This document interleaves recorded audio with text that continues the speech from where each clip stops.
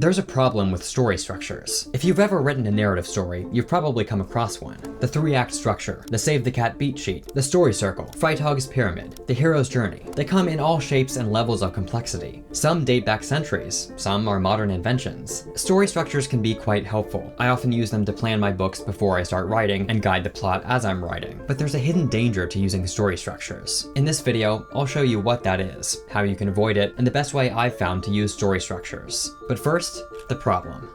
It comes down to narrative flow, how your plot moves, whether it feels alive or stagnant, organic or robotic. In some ways, story structures can have a positive effect on a story's flow. They're designed to guide a narrative along a track, following a proven succession of plot points to create a well-rounded experience for the reader. Story structures, broadly, work, and they work for a reason. Though each method has slight differences, they're based on fundamental storytelling principles that can be found in almost every successful, well-regarded story. But if you're not careful, relying heavily on a story structure or contorting your plot to fit one can result in a narrative that feels hollow, predictable, stretched too thin, or overstuffed. I like to think of storytelling as guiding someone through a forest. You, the writer, are taking your reader along a path in the woods, showing certain things and bypassing others, taking one route and not another to craft a cohesive and satisfying journey. It's the unique combination of decisions you make as the guide that differentiates your story from everything that's already out there. A story structure gives you markers along the path. It can show you where to go next if you're lost, but it's not the guide. It shouldn't be the one making all the decisions. If you cede all control of the narrative to a formula, you're doing your reader a disservice. Often, the most enjoyable and memorable parts of a story are when things don't go as expected, when you take an unplanned but worthwhile detour on the path. Following any beat sheet or narrative structure to the letter can result in a story that feels robotic, amateurish, either oversimplified or cluttered with unnecessary scenes. At best, this kind of story might be described as workmanlike. At worst, soulless. No template should completely direct the flow of your story. There's a reason so many story structures exist. You can write a story in 3 acts, or 4, or 5, or 7. Ultimately, these are all variations on a central concept, and there are always exceptions to the rules. You can find some truly great stories that don't follow any existing story structure. This becomes further complicated, often to wonderful effect, when multiple plots are layered within one story, or when a story is told non-linearly. The point is, story is fluid.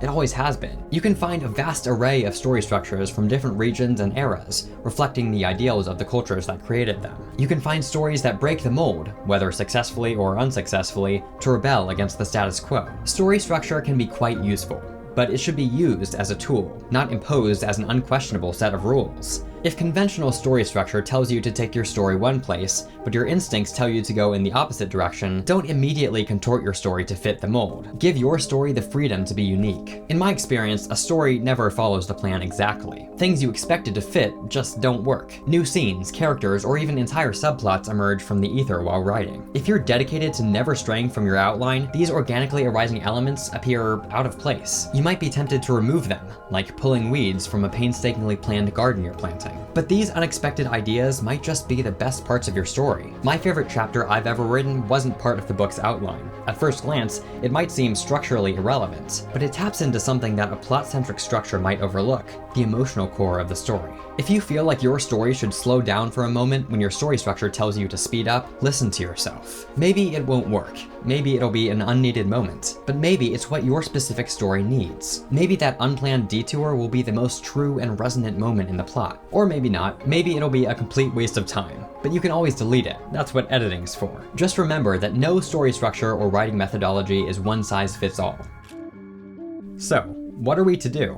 Do we abandon story structures completely, let the story go where it wants? Well, that might work for some people, and in my experience, it depends on the story. If I'm writing something just for fun, and it's not a very complicated or long story, I don't need much of a plan. But when I'm writing a novel, or any story with a complex plot like a mystery or non-linear narrative, I find it quite helpful to have at least a simple outline. My approach, especially for complex stories, is to use multiple story structures. Different outlining methods have different strengths. Some are more thorough and detailed, like Save the Cat's 15 story beats, while something like the 3-act structure is simple and sparse. One can help plot out individual moments and pacing, while the other is better at getting an overarching view of your story's narrative arc. Plotting out the same story with several outlines outlines can illuminate blind spots in one story structure, or present different paths for the story to go down. It'll also make you deeply familiar with your story. It'll highlight any flaws or gaps, and any elements that stay the same across every outline. The story structures I use most often are Blake Snyder's Save the Cat beat sheet, the 3-act structure, and the 22-step plot from John Truby's The Anatomy of Story.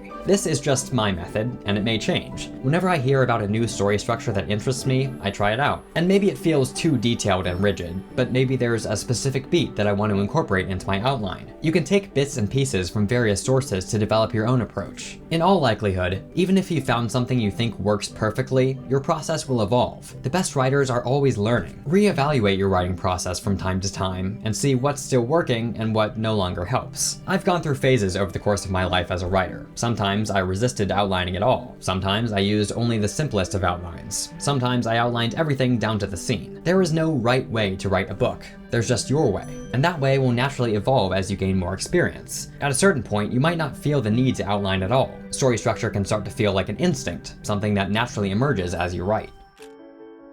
I often get the sense that some writers want their writing to be right. They want to check all the boxes, follow all the guidelines, do things the correct way. And it makes sense. In a lot of ways, we're taught to believe there is a correct way. You get grades in school, you get quantifiable ratings online, you get ranked awards for your work. But grades, star reviews, and awards are poor methods of judging art. They're not inherently bad, they can be quite helpful, but they fail to capture the subjectivity and complexity of art. There is no such thing as a perfect story. When writing a book, you're faced with an infinite number of options. There is no limit to the number of paths you could take your story down with any given sentence. On an even smaller scale, you're faced with the choice of what words to use. Don't get me wrong, it's good to strive for excellence, but the pressure to write something structurally perfect can lead to creative paralysis. You can end up spending so long tweaking and polishing your outline that you never write the book. The idea that there is a correct answer to every question you'll face in writing is false. At a certain point, you just have to make a decision and hope for the best. Story structures can help you make those decisions. Think of them not as a code of law that must be followed, but as a guidebook to turn to when you start to feel lost. Maybe their directions will help,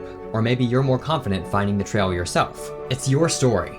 You're the guide through the forest. Don't be afraid to take a few unexpected turns. If you found this video helpful, leave a like and subscribe for more videos on writing. If you'd like to support my work, you can do so on Patreon. If you become a patron, you'll get a bonus behind the scenes video every month, early access to upcoming videos, and more. Thanks for watching.